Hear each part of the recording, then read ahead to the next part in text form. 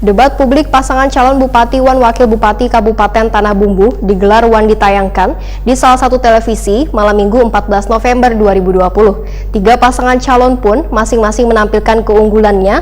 Wan saling mengadu gagasan, Wai memberikan atau menjawab pertanyaan. Salah satunya pasangan calon Bupati Wan Wakil Bupati Tanah Bumbu nomor urut 3. Pemirsa, berikut untuk kabar selengkapnya.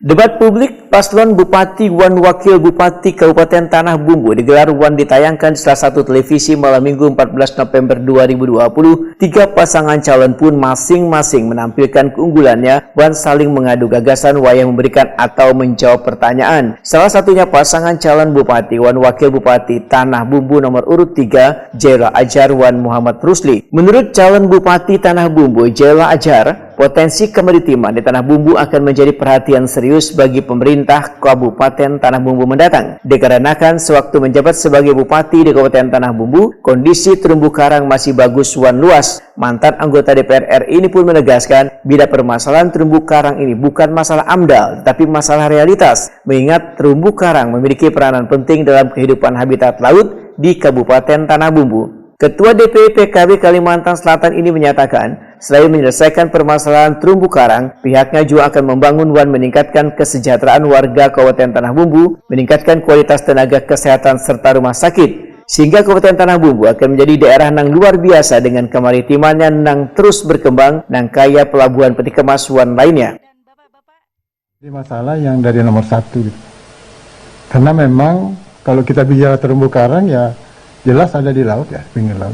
Kemudian saya sebagai bupati tahu persis mana itu yang terumbu karang kawasan yang kemudian hari ini berubah menjadi kawasan zona pelabuhan, zona tambang dan seterusnya. Saya melihat memang ada kajian dari lembaga yang cukup ya berkompeten ya, tapi memberikan kajian yang aneh itu.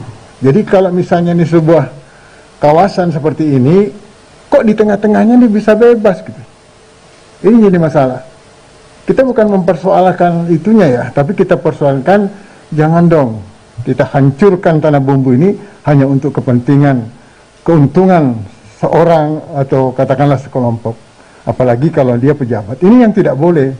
Oleh sebab itu kami pasangan nomor 3 berharap betul hari ini masyarakat Tanah Bumbu alhamdulillah sangat luar biasa kesadarannya. Mereka tidak bisa lagi dibohong.